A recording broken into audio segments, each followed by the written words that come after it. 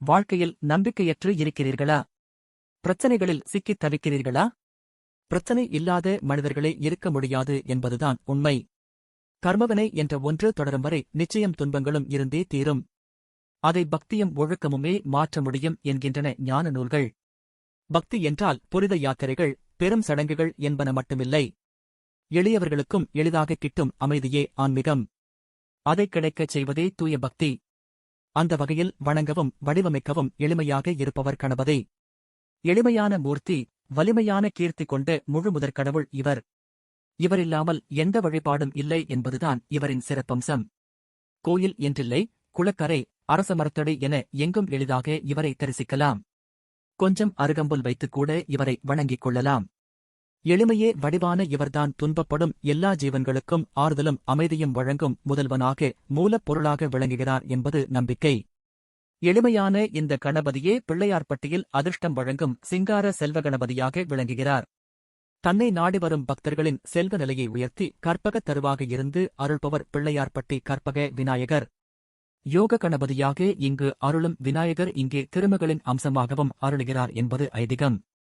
சிவகங்கை மாவட்டம் திருப்பத்தூருக்கு அருகே உள்ளது பிள்ளையார்பட்டி. சுமார் 1400 ஆண்டுகள் பழமை வாய்ந்த இந்த தலத்தின் விநாயகரே தமிழகத்தின் மிகப் பழமையான விநாயக வடிவம் என்று திருத்தல வரலாறு சொல்கிறது.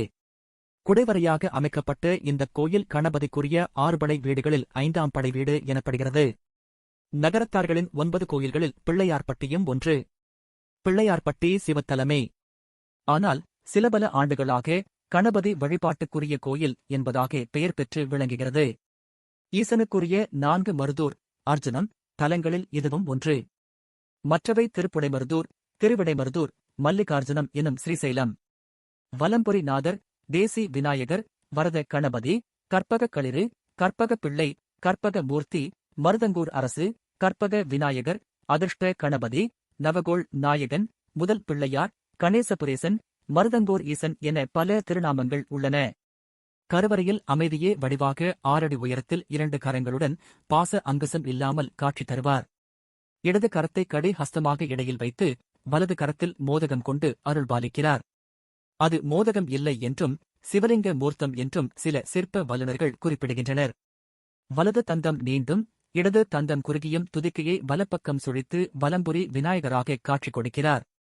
தொந்தி ஆசனத்தில் இல்லாமல் அர்த்தபத்மாசனம் போன்று அமர்ந்து பக்தர்களுக்கு அருள்பாலிக்கிறார் பிள்ளையார். இவரை வணங்கினாலே நவகோள்களின் பிரச்சனைகள் யாவும் நீங்கிவிடும் என்பது நம்பிக்கை. ஆம், கணபதியின் தொந்தியைச் சுற்றி அமைந்துள்ள கொடியில் நவகிரகங்கள் அமைக்கப்பட்டுள்ளனவாம்.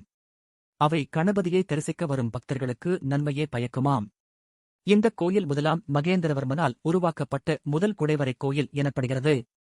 இந்த கோயில் விசித்திரசித்தனால் உருவாக்கப்பட்டது என்று இங்குள்ள கல்வெட்டு குறிப்பிட்டிருப்பதால் இது உண்மையாக இருக்கலாம் என்கிறது வரலாறு. கிபி 1284 வரையான 14 கல்வெட்டுகள் இங்கு காணப்படுகின்றன. எருகாட்டூர் எனும் எக்காட்டூர், மருதங்குடி, திருவேங்கைக்குடி, திருவேங்கைச்சுவரம், ராசநாராயணபுரம், கணேசமாநகரம், மருதங்கூர், தென்மருதூர், கணேசபுரம், பிள்ளை நகர் போன்ற பிற பெயர்களும் பிள்ளையார்பட்டிக்கு உண்டு. கற்பக விநாயகரின் சிற்பத்தைச் செதுக்கிய சிற்பி அவரது கையெழுத்தை கல்வெட்டில் வரைந்துள்ளார். எக்காட்டூர் கோன் பரணர் பெருந்தச்சன் என்ற அவரது கையெழுத்து 5ஆம் நூற்றாண்டு கால தமிழ் வரிவடிவ எழுத்தில் உள்ளது என்கிறார்கள். 5ஆம் நூற்றாண்டில் குடைவரை சிலைகளாக உருவானவற்றை பின்னாளில் குடைவரை கோயிலாக மகேந்திரவர்மன் எழுப்பியிருக்கலாம் எனப்படுகிறது. பல்லவர்களுக்கு முன்பாகவே முற்கால பாண்டியர்களின் காலத்தில் உருவான குடைவரை கோயிலிது என்ற கருத்தும் உள்ளது. இங்குள்ள ஈசன் திருவீசர் என்றும் திருவேங்கைக்குடி மகாதேவர் என்றும் போற்றப்படுகிறார். அம்பிகை சிவகாமியம்மன். இந்த கோயிலுக்கு வெளியே வடமேற்கில் உள்ள ஈஸ்வரனுக்கு ஸ்ரீமர்தீசர் என்றும் மருதங்குடி நாயனார் என்றும் பெயர். அம்பிகை வாடாமலர் மங்கை. இக்கோயிலில் உள்ள சிற்பங்களும் பிற சந்நிதிகளும் சிறப்பு வாய்ந்தவை எனலாம். காணாபத்தியம் எனும் விநாயகர் வழிபாட்டில் முதல் கோயில் பிள்ளையார்பட்டி என்று கூறப்படுகிறது. மேலும் இங்குள்ள கணபதி கற்பக வடிவாக வேண்டியதை அருளும் திருவாக விளங்குவதால் நாளுக்கு நாள் இங்கு கூட்டம் கூடியபடியே உள்ளது சிறப்பு. கற்பக விநாயகர் மலையை குடைந்து அமைக்கப்பட்டு இருப்பதால் இவரை வலம் வர முடியாது. இங்கு பிள்ளையார் வடக்கு நோக்கி இருப்பதால் இவர் செல்வ வளம் தரும் கணபதியாக கருதப்படுகிறார். இங்கு கல்யாண வரம் தரும் கார்த்தியாயினி அம்மன் சந்நிதியும், பிள்ளை வரமளிக்கும் நாகலிங்கம் சுவாமி சந்நிதியும், காரிய சித்தி அளிக்கும் பசுபதீசுவரர் சந்நிதியும் விசேஷம்.